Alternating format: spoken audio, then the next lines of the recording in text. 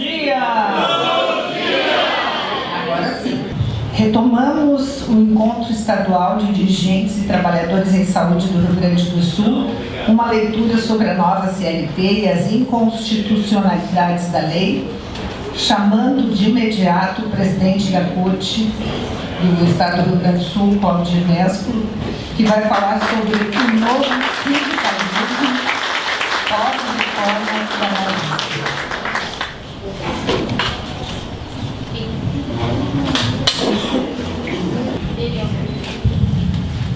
Já assim no canto? No canto.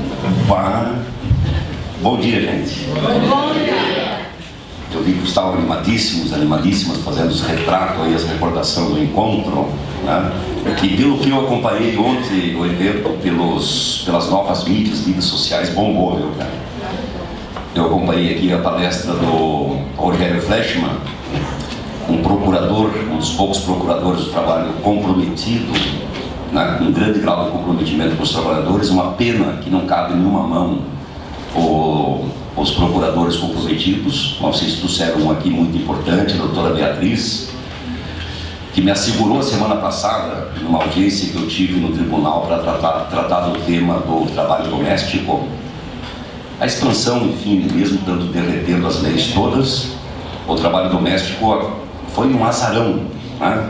Porque o trabalho doméstico ficou sem legislação até ontem, e agora conquistou o direito de direito trabalhista, né? E aí coincidiu exatamente com o desmonte da CLT, né? Mesmo assim, um esforço danado para tentar alcançar para esse segmento direitos mínimos. E me falava a doutora Beatriz na semana passada, que agora ela encerra o mandato dela, ela vai para o tribunal. Aí ela vai desmanchar no que competia a ela os profundos danos que a reforma trabalhista fez nos direitos dos trabalhadores. Também uma guerreira, bom ter pessoas desse calibre aqui no nosso judiciário trabalhista do Rio Grande do Sul.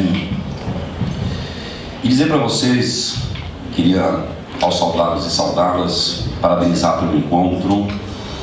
É bem oportuno a gente dar uma parada neste período e dar uma nivelada geral nas informações, certo? Então, ontem vocês debateram, receberam um conjunto de informações de pessoas que, enfim, tratam com mais profundidade o tema da legislação trabalhista. Hoje eu vou aqui com vocês pedir licença para fazer uma fala um pouco mais geral, uma fala sindical, certo? Todos aqui são sindicalistas, quem não foi vai ser, né? Quem não for seguramente vai ser.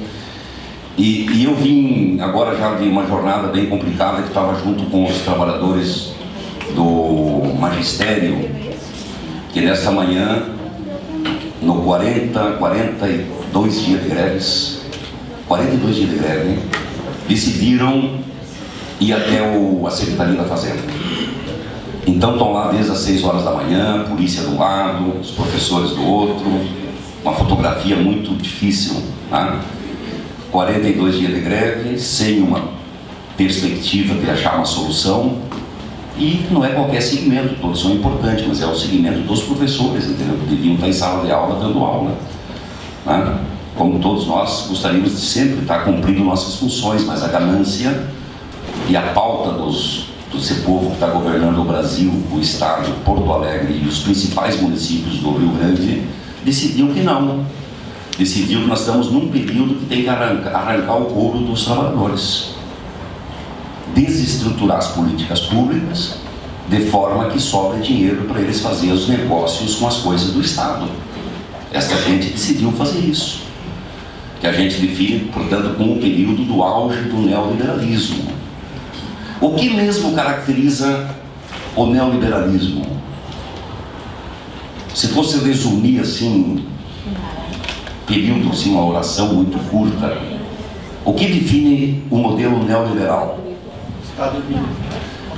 É o Estado mínimo, expresso através de quê? Retira o Estado de qualquer função econômica, portanto privatiza, vende, transfere para a iniciativa privada os serviços, tudo que é possível dar dinheiro, tudo que é possível render dinheiro, o Estado tem que se retirar, passa para a iniciativa privada, e o Estado se atém a cuidar de circunstâncias muito particulares, como dizem educação, embora queiram também fazer educação comércio, e está em franca expansão esse negócio do comércio da educação.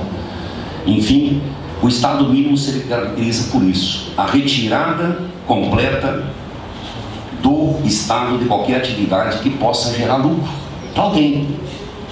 E esse povo lá, o Marquesan, o Sartori e o Temer deu um golpe para isso. Foi para acelerar aquilo que se chama a agenda do Estado mínimo no Brasil, que ficou represada por esse período do Lula e da Dilma. Conseguiu represar a implantação do Estado mínimo. Nós tínhamos um monte de bronca com a Dilma, com o Lula, por insatisfação, por não ter conseguido atingir coisas e metas que a gente gostaria de ter conquistado, mas as nossas diferenças que tínhamos na época, hoje, com a agenda do golpe, demonstrou que é nada, perto do que é o brutal desmonte que está em curso, e ontem, vocês já trabalharam esse tema, não vou repetir. O importante para nós, como dirigentes sindicais, é ter presente o seguinte: nós estamos enfrentando a fina flor da visão neoliberal, que está numa contagem regressiva para fazer até 2018 os ajustes no Estado brasileiro. Para o nosso azar como classe trabalhadora. Porque, se você for considerar por qual razão mesmo eles tiraram a Dilma, e nós temos que fazer essa análise com muita frieza.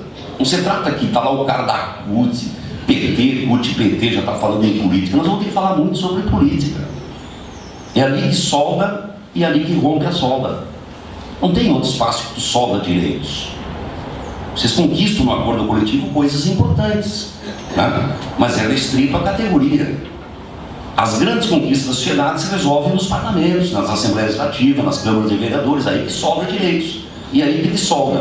Mas por que mesmo a elite brasileira decidiu dar um tranco e tirar Dilma?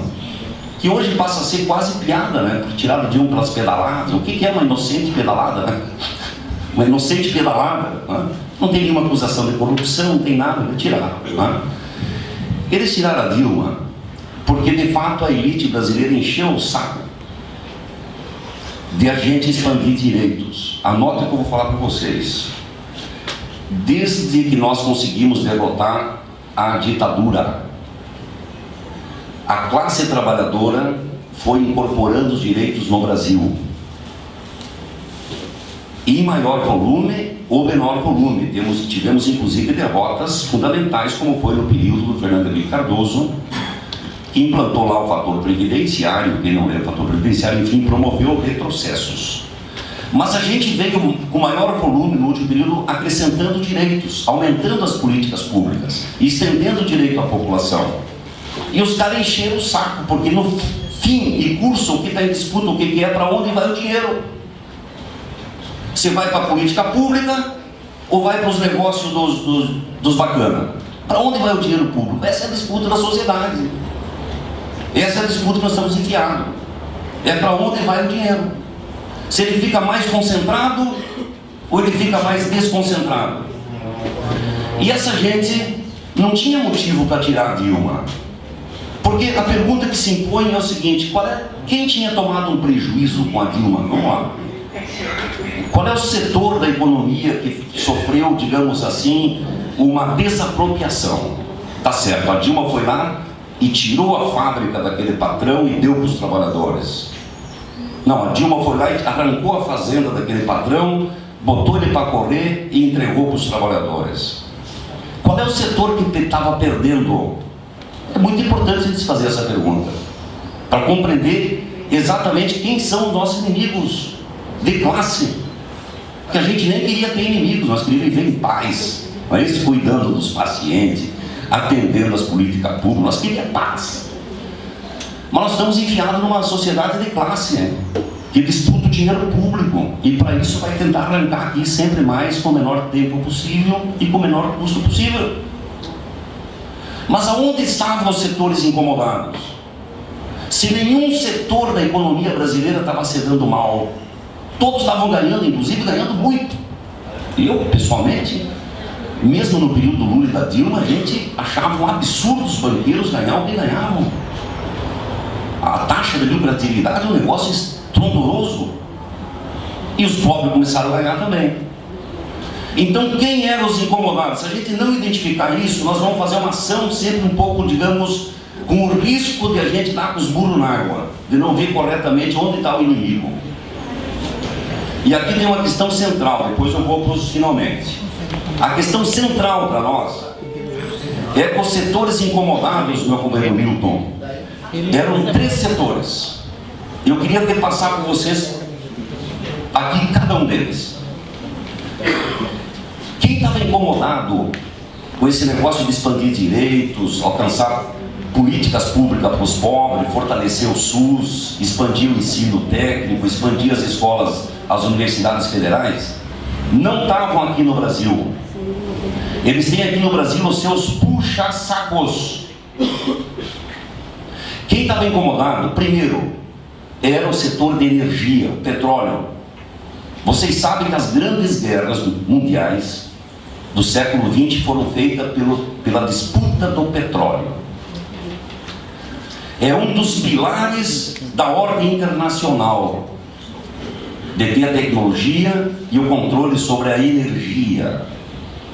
E esses caras lá fora, obviamente não são daqui, tem os seus puxa-sacos, estavam indignados com aquela história de botar a Petrobras no centro da exploração do pré-sal. Produzir aqui equipamentos com conteúdo nacional, o que deu uma chance para metade sul do estado extraordinário, não é, Bianca? O que era Rio Grande, a região de Pelotas, Rio Grande, com o polo naval, e o que é hoje essa região do estado. Então, a produção de equipamentos com conteúdo nacional e principalmente, pode anotar isso, a mudança de concessão para a partilha. Se uma empresa, se a Petrobras não pudesse explorar o petróleo sozinha, ela poderia fazer partilha, chamar outras empresas e seria partilhado, não seria mais entregue em forma de concessão como era até então. A mudança desse modelo de concessão que vinha para a exploração, né, que entregava a exploração do petróleo para terceiros e recebia só o imposto, passou a ser por partilha. Portanto, o lucro fica aqui e remunerar o trabalho de empresas terceiras. É uma mudança brutal no conceito, o que geraria uma esperança danada. Tanto que o conveniado na lei era que 25% iria para a saúde e 75% para a educação brasileira. Esse era o pacto. E esse setor que estava incomodado a nível internacional com essa mudança que o Brasil fez, estava brava. Era um setor que estava perdendo com essa mudança que apontava para a soberania nacional. Um outro setor que estava muito bravo era o setor vinculado à indústria armamentista. Olha a polêmica desse negócio. A indústria armamentista internacional é um outro pilar da ordem internacional. Anote aí, olha, quem manda no mundo é o setor de energia, o setor armamentista, a indústria armamentista. E eles estavam bravos porque o Brasil se meteu a produzir submarino nuclear. Está produzindo em Angra dos Reis. Angra não, na zona sul do Rio, lá, não sei qual é a cidade exatamente. A revista Carta Capital desta semana, inclusive, faz uma boa cobertura sobre o submarino nuclear brasileiro. Tá, mas o que tem que ver isso com a gente? Tem tudo a ver conosco. Porque num ambiente de grande assalto internacional, tu ter riqueza como o pré-sal, precisa ter defesa dessa coisa, porque o pré-sal está lá no meio do mar. Nada impede de encostar um barco ali e carregar, de fazer, né, um espólio. Né? Então precisa. E o Brasil começou a construir o submarino nuclear com transferência de tecnologia. Isso incomodou muito a indústria armamentista, que o interesse deles sempre é vender e depois ficar dependente. Então o Brasil está produzindo submarino nuclear, comprou 30 e poucos aviões de guerra. Olha que isso é polêmico que eu estou falando, mas é real. Comprou 32 ou 34 aviões de guerra e comprou dos suecos. E não comprou da indústria bélica norte-americana. Por que comprou dos suecos? Porque eles também toparam a transferência de tecnologia. Isso significa dizer o quê? Se cair uma asa do avião, um acidente, um problema, tu pode rebotar a asa e vai voar de novo. Se tu compra na indústria bélica sem transferência de tecnologia, tu fica refém dos produtos de peça de substituição. E aí qualquer crise que der, os caras seguram as peças, teus aviões ficam no chão. Então o tema da transferência de tecnologia é a transferência de soberania. Isso incomodou muito a indústria armamentista. E o terceiro setor incomodado é o setor rentista. Olha quem são esses caras. O setor rentista, aqui está falando do Wall Street. Olha que bacana, Terezinha. Wall Street. Que é Nova York, é onde passa o dinheiro do mundo. Onde é que está o FMI, o grande Banco Mundial, aonde controla o fluxo de capital. Esses caras é o terceiro pilar da ordem internacional, e esses caras têm muito poder, gente, mexem com dinheiro. E eles estavam bem bravos com o fato do Brasil estar participando dos BRICS. Mas isso não era o mais importante. O problema é que, por sugestão na época do Lula, os BRICS instituíram um banco de fomento, um banco mundial, paralelo ao Banco Mundial vinculado ao Wall Street. Então, um banco de fomento por fora da ordem do rentismo, por fora do Wall Street. Isso deixou os banqueiros, as grandes corporações financeiras, que não é pouca coisa, muito bravos. E a elite brasileira, gente, que não estava perdendo, estava ganhando, ela decidiu fazer um negócio difícil de compreender. Ela deu voz para atender a cobrança desses três setores do plano internacional e criou as condições para abreviar aqui, fazer um golpe para interromper e reestabelecer a normalidade entre aspas, desses fluxos de forma adequada. Portanto, retenham isso que eu vou falar para vocês. A elite brasileira é preguiçosa e vagabunda. A elite brasileira, expressa nas grandes corporações e federações empresariais, ela prefere renunciar à possibilidade de um país soberano para não correr risco e ficar confortavelmente aliada do capital internacional. Esta subordinação, ela prefere a subordinação do que ousar ajudar a construir um país soberano. É uma questão de visão de soberania. Pela formação da elite brasileira, ela denuncia em vários momentos da história a possibilidade do Brasil ser um Estado-nação potente, porque é uma elite preguiçosa.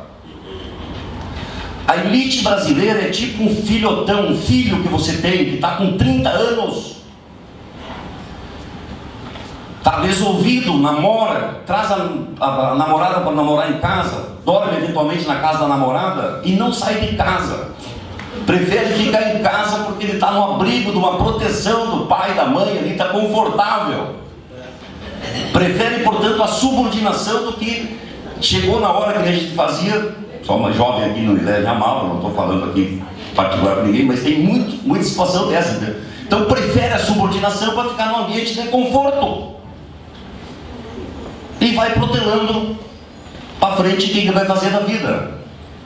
A elite brasileira tem essa característica, nossos patrões, eles têm essa característica, que é da subordinação para ter segurança. E aí faz aquilo que é o assalto ao Estado, como forma de, já que ele não ousa, não tem capacidade, não tem coragem de botar em risco para ajudar a construir um país, se subordina desta forma ao capital internacional, e aí promove o assalto aqui à coisa pública.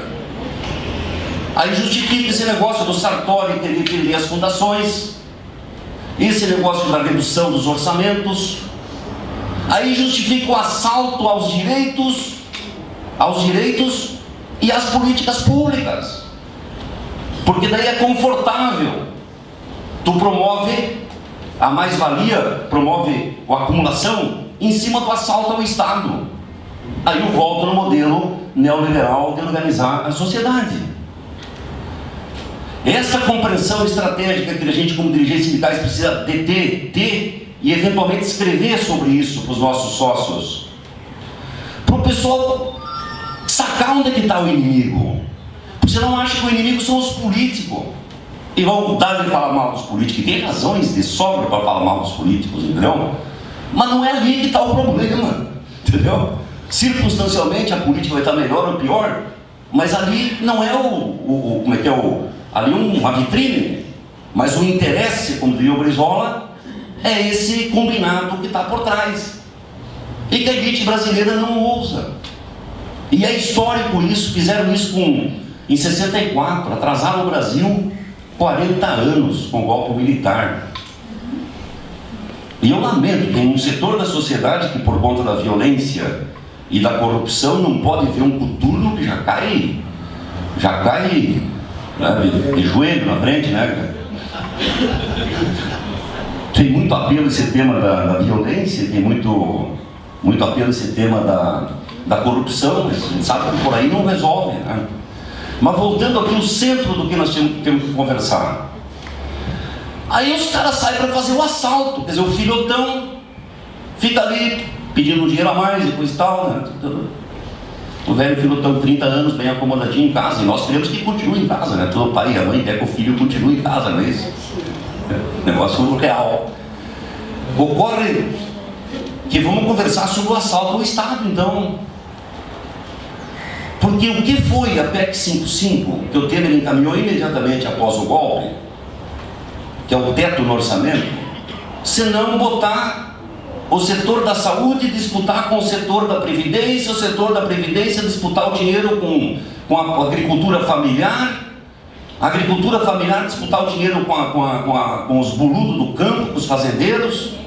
O teto do orçamento foi uma sacanagem feita.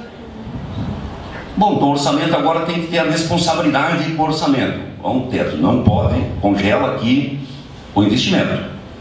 Quando congela, o ano que vem vai ser, já está sendo, e vai ser uma luta feroz entre segmentos da própria população para ver onde é que vai botar o dinheiro. E a reforma da Previdência, depois eu vou concluir com isso, ela vai vir neste debate da disputa para onde é que vai o dinheiro, que encurtou o cobertor, tem um teto, não pode passar o teto, e vai jogar a agenda do pessoal que defende o SUS, que é a política pública aperfeiçoada do SUS, e em confronto com a agricultura familiar, que tem que ter investimento no campo, que tem que investir em alimento agroecológico, tem que expandir essa coisa que tem a ver com a saúde, e vai jogar todo mundo um contra o outro. É uma forma de organizar o orçamento que tu lava as mãos e diz, bom, aqui está o teto, agora vamos ver como é que fica aí. Vence quem tem correlação de força. Você sabe o que vai vencer? Vai ser a Farsul, vai ser os fazendeiros, vai ser um incremento, porque na outra ponta ele renuncia está renunciando um monte de cobrança de dívida, depois acaba não pagando. A primeira medida foi essa, o assalto, permitiu o assalto. A segunda, fez a reforma do ensino médio. A reforma do ensino médio, vou resumir para vocês que querem anotar nota, isso ajuda a esclarecer depois os meninos. Apesar de toda a resistência que teve contra a reforma do ensino médio, ocupação de escola, se movimentou, mas passou, e tem um setor da juventude que está feliz com a reforma do ensino médio, que agora, assim que implantar, porque está discutindo como implantar, ele pode escolher algumas disciplinas, vai ter o currículo básico, né? Tem um currículo básico, e depois as outras disciplinas o menino poderá escolher, entendeu? Em cima de um apelo que isso aumenta as competências para a empregabilidade. Olha onde é que está o problema nisso aqui. É aqui que está o limite. Eles não combinaram com quem faz as perguntas do Enem. Todo jovem gostaria de fazer Enem, certo? Não só os jovens, adultos também, porque abre portas para o ingresso na universidade, né? Não está combinado com quem faz as perguntas do Enem que aquelas disciplinas que o menino não vai estudar, decidiu não estudar, não vai constar as perguntas do Enem. Não está combinado com quem faz as perguntas do vestibular da URGS, vamos usar o URGS, da Universidade de Pelotas, Santa Maria, que aqueles conteúdos que o menino não vai estudar no ensino médio, não vai constar as perguntas da lei. Não está combinado com o cara que faz o concurso público para o ingresso nas carreiras do Estado, que aquelas perguntas não vão estar ali. As perguntas vão estar ali. E quem vai ter vantagem comparativa é quem tiver formação integral. E quem tem formação integral é quem estuda escola privada, que for manter o currículo completo. Isso não foi dito, não vai ter um Globo Repórter que vai chegar nas nossas casas na sexta-feira para explicar isso, não vai ter. É uma questão de classe. Os filhos dos trabalhadores que estudam escola pública vão estar em piores condições para acessar os melhores empregos. Esse é o problema da reforma do ensino médio. Reforma pode fazer quantos quiser, mas essa é a restrição que eles estão impondo aos nossos filhos. Eles vão ficar com aquilo que se chama os piores empregos.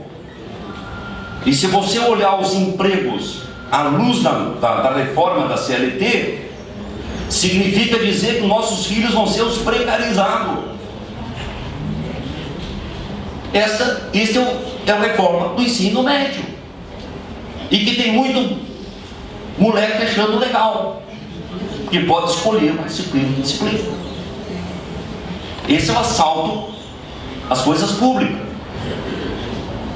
A reforma trabalhista e a reforma da Previdência vem na mesma esteira. Eu nem estou falando aqui ainda do tema da soberania, da entrega do patrimônio, essas coisas, eu vou dar uma rápida pincelada. Mas a agenda deles, eles tinham como prioridade a reforma da Previdência. Por que a reforma da Previdência era prioritária? Porque a reforma da Previdência, ela atende aquilo que é um dos interesses principais dos nossos grandes inimigos de classe, que é os banqueiros, que é empurrar, assim que tu arrochar as regras de acesso, entendeu? Fica mais difícil o acesso, com aquele tempo interminável de contribuição, né? Que era a proposta original. O que ocorre com a pessoa que pensa um pouco o seu futuro? Ela vai procurar, se aprovada a reforma, naquela padrão, ela vai procurar uma previdência complementar. Ela vai chegar no gerente do Itaú, do Bradesco, não interessa, do Banrisul, e dizer, como é que eu faço para pagar aqui uma previdência que quando não tiver mais força, energia, eu possa ter algum abrigo, alguma proteção? E vai aparecer lá, como tem hoje, a previdência complementar. Os contratos estão prontos, inclusive. Eles queriam antecipar essa reforma para o início do ano. Então eu tenho dito para os meus companheiros que fizeram a histórica greve geral do dia 28 de abril. E parabenizo todos os sindicatos da área da saúde que pegaram junto. A maior greve da história, 28 de abril, ela não conseguiu derrubar a pauta do golpe, mas ela alterou o jogo. Eles jogaram a reforma da Previdência para frente e puxaram a trabalhista. Foi o que nós conseguimos com aquela baita greve geral e com a Marcha Brasília. Foi modificar o jogo do que podia passar naquele momento. Por quê? Porque a PEC da Previdência é PEC. A PEC precisa 308 votos em 2 votações. É um rito diferente de um PL. A reforma trabalhista é um PL. O rito é mais simples. Aprovou aqui, aprovou lá, toca para frente. A terceirização da atividade fim. E eles foram então para a agenda do assalto aos direitos dos trabalhadores. Estão assaltando o Estado, assaltando, né, as políticas públicas, assaltam os direitos. E se eu fosse resumir para vocês, porque o meu objetivo aqui não é explicar a reforma trabalhista, é como combatê-la. A explicação você já tem. A explicação resumida, se fosse dar uma entrevista, sair aqui e dar uma entrevista, mas enfim, a reforma trabalhista, qual é o prejuízo que ela causa? É simples. A reforma trabalhista abre modalidades de contratação,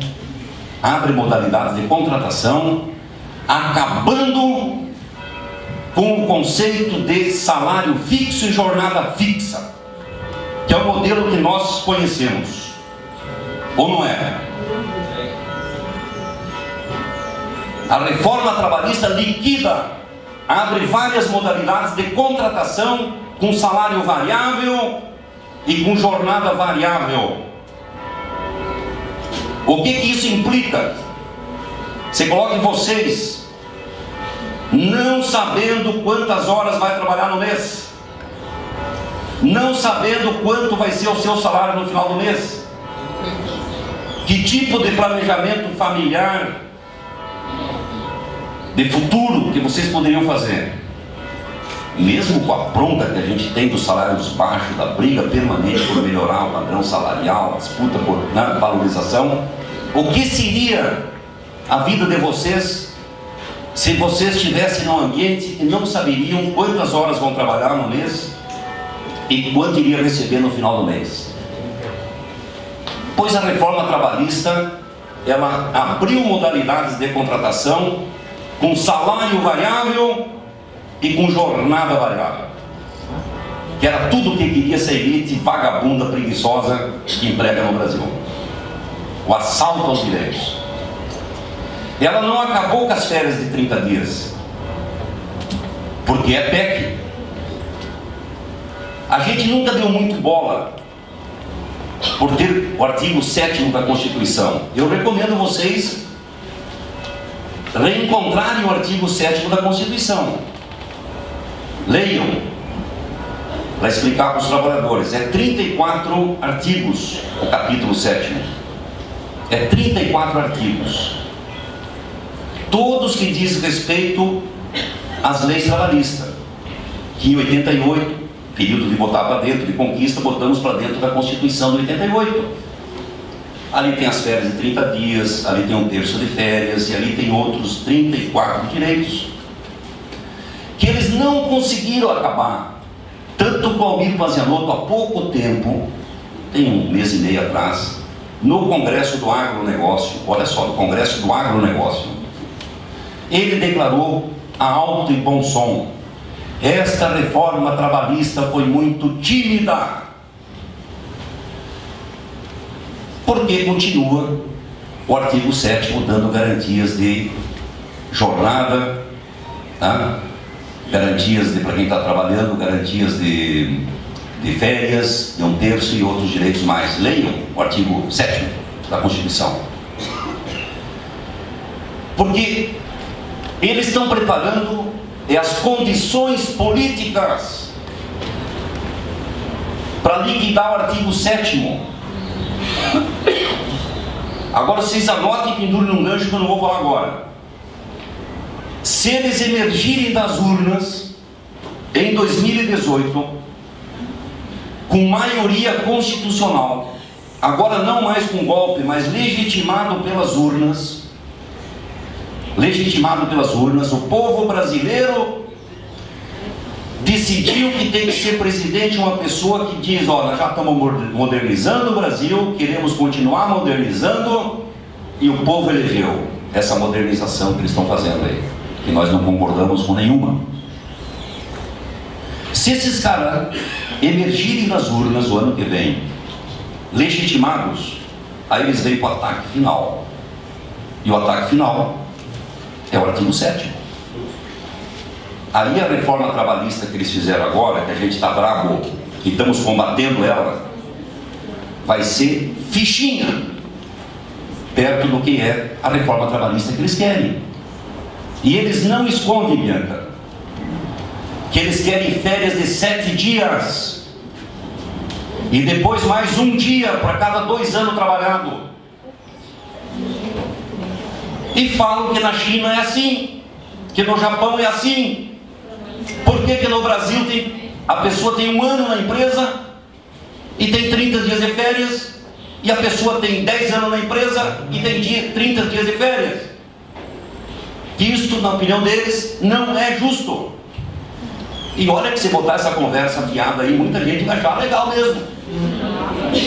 Lamento, porque também não vai ter um microfone do Jornal Nacional que entra na janta do povo brasileiro explicando essas coisas. Então, continuar modernizando é ir para o ataque final. O ataque final é tirar da Constituição o artigo 7º, transformar em lei ordinária e depois, como lei ordinária, tu vai tirando os pedaços até liquidar de fato o direito trabalhista, que é o legado que vem de Getúlio, como o doutor falou ontem aqui, que eu escutei pelo Facebook, tá? Que é o legado que vem de Getúlio, essa coisa da acumulação de direitos. É a destruição bem na cara do perfil da elite brasileira, o espólio, né? O espólio da classe trabalhadora. Isso está em risco. A reforma da Previdência, se fosse um debate sério, acompanha aqui. Se de fato a Previdência, nós todos queremos aposentar, certo? E queremos receber. Ou não? Se fosse um debate sério, o país já provou que não é sério. Vocês viram o resultado da CPI, certo? Se não viram, olhem com atenção. O país já provou que não é verdade essa história do déficit, porque a Previdência faz parte da Seguridade Social, e a Seguridade Social tem fontes de arrecadação, que não é só a contribuição do trabalhador e do empregado, essas coisas que todos vocês conhecem. O sistema é superavitário. O que tem é a desvinculação da receita da União, 30% todo santo mês tira, 30%, a sonegação e um conjunto de outros em volta disso aqui. Aí pode ter problema. Mas se o problema, imaginemos nós, por pura imaginação, fosse verdade que a Previdência tivesse deficitária, vamos imaginar que fosse verdade. Está aqui os cálculos atuarial, temos problemas aqui. O que arrecada não consegue pagar os compromissos da Previdência. Qual é que seria o debate? Era aumentar o tempo de contribuição? Era endurecer as regras? Não. O debate seria sobre a alíquota. Ou não? O debate seria, vem cá, gente, não dá. Os 11 que vocês pagam não é possível, está aqui o cálculo, tem que aumentar para 12. 12,5, 11,5. O debate seria esse, ou não seria? Não, mas o debate que eles estão propondo não é esse. Eles estão propondo o debate de dificultar o ingresso, tornar quase uma missão impossível as regras para a aposentadoria. Portanto, eles não estão fazendo um debate sobre o futuro da previdência pública saudável, eles estão fazendo um debate para as previdência complementar. Endurece o jogo aqui, que o pessoal, na hora que fizer cálculo e ver que não vai conseguir, se joga na previdência complementar. E os banqueiros felizes da vida, aquele pessoal lá que estava indignado com o Banco dos BRICS, Banco de Fomento dos BRICS, feliz da vida. Portanto, fazendo negócio com as coisas do Estado, as coisas públicas, a política pública. E nós vamos ter que enfrentar essa gente, porque a reforma da Previdência, eles não desistiram. Eles estão falando que não é mais a mesma regra. Onde é que estava escrito 49 anos de contribuição passa a ser não sei o quê, né? Eles estão dando uma suavizada, porque é PEC, está chegando perto das eleições. Então nós estamos pedindo para todos os dirigentes sindicais, combativos, homens e mulheres, que coube a vocês o pior momento de dirigir os sindicatos de vocês. Como era bom dirigir o sindicato há 6, 8 anos atrás, né, irmão? Maravilha, né, cara? Todo mundo melhorando as sedes, ampliando o patrimônio, emprego bombando, né, cara? Mas coube a nós dirigir nesse pior momento também. Então nós estamos pedindo muito empenho de vocês no seguinte sentido. Nós estamos com abaixo assinado de um projeto de lei de iniciativa popular. Esqueci de trazer o banner. Mas vocês já ouviram falar desse assunto, não viram? Para anular a reforma trabalhista. Olha bem, vou falar para vocês. A gente não acha que esse Congresso vai votar contra o que ele já votou, entendeu? Esse Congresso majoritariamente é de pilantra. Que negocia, está negociando, está levando o dele. Um cara que nem o Peronde, que deve estar escutando esse espião, um pilantra de Juiz, que ele deve ter resolvido financeiramente as próximas gerações. Nem pedir voto, vai pedir voto mais. Pela forma que eles conduzem as maiorias dentro do Congresso. e eles vão acelerar a votação da Previdência, lamento informá-los. Então, quando eles acelerar a votação da reforma da Previdência, nós não podemos sair do zero. Nós temos que ter a população, digamos, resistindo. Então, esse abaixo-assinado da reforma trabalhista, que está pedindo anulação, projeto de lei de iniciativa popular para anular a reforma trabalhista, ele tem também um componente pedagógico. Olha que bacana, hein? Um componente pedagógico. Que quem pegar uma lista daquelas, são 8 assinaturas, levar para casa, por exemplo, estimular para levar para casa, né? Ele vai debater o assunto da reforma trabalhista com a voz dele, com as informações que ele tem, com as informações que vocês passaram. Ele vai ser um multiplicador, que essas reformas são ruins, vai aumentando a massa crítica, que é tudo que nós precisamos, aumentar a massa crítica. Então, tem tudo a ver com a reforma da Previdência, passar esse abaixo-assinado contra a reforma trabalhista, porque as pessoas estão debatendo, estão envolvidas. Não está com aquela sensação de que nós fomos derrotados, acabou, passou e está resolvido, agora deu. Não, estamos resistindo, tem projeto lá. Senão nessa legislatura, na próxima, vamos tentar derrubar isso. Nenhum mal perdura ad eterno. Então eu queria muito que vocês, o prazo é até o dia 1º de novembro, nós estamos com poucos dias, cara, que vocês rodassem bastante cópia, entregassem nos locais de trabalho de vocês, que as pessoas levassem embora. Cuide na hora de preencher, que tem um ritualzinho, como um projeto de lei, eles checam lá as assinaturas. Então precisa o título de eleitor. A lista tem que ser por município eleitoral, não é por município de moradia. Fica atento a isso aqui, ó. Está escrito em cima da folha, município. Então ali no município tu bota, vamos imaginar aqui, Soledade. Nós estávamos falando da greve dos trabalhadores de Soledade. Greve dos trabalhadores de saúde de Soledade. Se escreveu ali em cima Soledade, então só assina quem vota em Soledade. Ele pode ter o endereço dele em Fontoura Xavier. Ele mora em Fontoura Xavier, vota ali. Mas a lista de Soledade só assina quem vota em Soledade. Se aparecer um de Fontoura Xavier ali, então tu abre outra lista escrito Fontoura Xavier, e ele trabalha em Soledade, mas ele vota em Fontoura Xavier, então ele assina a lista de Fontoura Xavier. Entendeu?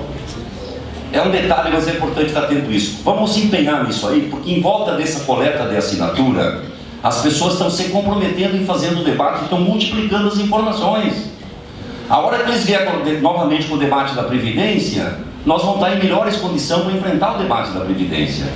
Então a CUT orienta, insiste nessa coisa de baixe, está no site, a Federação deve ter disponibilizado já para vocês, muitos sindicatos eu sei que estão passando, inclusive fotos por aí, mas vamos acelerar porque precisa 1.300.000 assinaturas, que é o mínimo para entrar com o projeto de lei, é 1% do eleitorado. Parece tarefa fácil, mas não é. Então aguardo assim uma potência no encaminhamento nos últimos dias aqui, parte de vocês, tá bem? Depois manda lá para a Federação, vem para a CUT, chegando na CUT até o dia 5, 6 de novembro, tá ótimo. Vai ter um grande ato em Brasília, dia 9 de novembro, para entregar, protestar, enfim, dizer que nós somos contra essa reforma, que de reforma não tem nada. E digo mais, as leis trabalhistas não foi problema para o Brasil estar no pleno emprego até 2015. Até 2015 o Brasil é considerado pleno emprego. Certo? Eu não digo nunca assim que só não trabalhava quem não queria, sabe por quê? Porque tem um setor da sociedade, mesmo querendo trabalhar, não consegue por da idade ou por baixa escolaridade. Sempre tem um setor que não consegue e fica no bico no biscate. Depois eles legalizaram os bicos da reforma trabalhista. Mas a lei trabalhista não foi empecilho para o Brasil estar no pleno emprego. Então também é uma conversa fiada deles, essa história de que a CLT gera informalidade, que a CLT, que a lei trabalhista, né? Voltei no assunto só para passar essa informação. Contra fatos não tem argumento. O Brasil estava no pleno emprego e a CLT não foi problema. Por isso que é um assalto que eles estão promovendo aí no direito social. Nós vamos vencer essa gente? Não sei. Nós precisamos acumular na resistência. Nós temos uma tradição de acumular na resistência. Olha que maravilha. Quando ganha uma prefeitura lá, a gente não acumula, ganha o governo do estado de esquerda, ganha o presidente de esquerda. Nós não temos tradição de acumular na hora que está, digamos assim, governos mais tolerantes ou mais amigos dos trabalhadores. Não tem governo dos trabalhadores, tem governos inimigos dos trabalhadores e governos pode até ser amigo dos trabalhadores, mas não dos trabalhadores, porque sempre são imensas as contradições dos governos e nós sempre vamos enfrentar toda essa agenda. Dizendo isso porque passa por essa opção a resistência e o futuro. Então nós temos uma oportunidade em 2018 e eu não estou dizendo que a eleição é a única oportunidade. A maior decisão é manter os comitês de resistência, que vocês já me escutaram falar sobre isso em alguns outros lugares. Instalar comitê de resistência em todos os municípios, juntar os sindicalistas, os padres, juntar os partidos de esquerda, fazer as frentes amplas no município, ir para os bairros, ir para o centro da cidade, entregar panfleto explicando essas coisas do golpe. Os comitês vão ser fatal para antes, durante e depois da eleição de 2018. A eleição de 2018 nós não conhecemos nem a regra. Eles querem tirar o Lula de qualquer jeito do processo, estão desesperados para tirar o Lula. Eles fazem o que fazem com o Lula, mas eles olham para frente, fazem pesquisa e aparece só o Lula e o Bolsonaro. Eles estão com um problema. Quem? Os nossos inimigos de classe que ajeitaram as coisas para chegar como chegou. Então eles não sabem o que fazer, estão tentando acertar a regra. Não sabemos nem se vai ter eleição, quem vai concorrer. O que nós sabemos é que vai ter dois projetos. No limite vai ser o projeto de continuar modernizando, entre aspas, o Brasil, e o outro bloco quem acha que tem que remover todo o entulho neoliberal do golpe, como item 1. E o item 2, restabelecer um programa de crescimento com distribuição de renda e geração de emprego. E poderá ser a última oportunidade que a gente tenha para tentar estancar essa gente, que eles não emerjam legitimados. Porque depois será um longo período de resistência, sofrimento e derrotas. Então, ser dirigente sindical neste período requer, digamos assim, que se fale de política sim. Tem que quebrar esse tabu. Se fale de quem está por trás dos ataques, quais são os interesses, e se oriente a categoria. Então, estará em melhores condições, encerro com isso, quem continuar cuidando bem a sua categoria. E dá um trabalhão danado cuidar bem a categoria. Cuidar bem a categoria. E na outra ponta, está atuando junto com a classe trabalhadora para esclarecer a população do que está acontecendo. Porque nós não temos microfones para chegar na janta de todos os brasileiros e explicar o que está acontecendo. Vocês viram que eles venderam 3 hidrelétricas há poucos dias, nós ficamos sabendo no dia seguinte, tinha o debate que ia vender, de repente vendeu 3 hidrelétricas. Eu lembro que quando eles queriam vender a Vale do Rio Doce, em 90, 98, 97, 98, até o presidente da CUT, às vezes, aparecia no Jornal Nacional dizendo que era contra a venda da Vale, que era um atentado à soberania, estava no espacinho para ele falar. Não tem espaço para falar, não tem contraponto. O contraponto é vocês.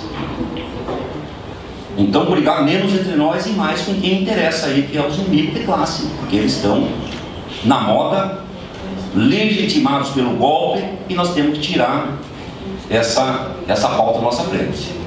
Esse é o jogo, e eu queria ter dito isso para vocês e falei, tá bem? E estou à disposição para questionamento, dúvida, enfim, estou à disposição da metodologia aqui do encontro. Obrigado, a luta continua.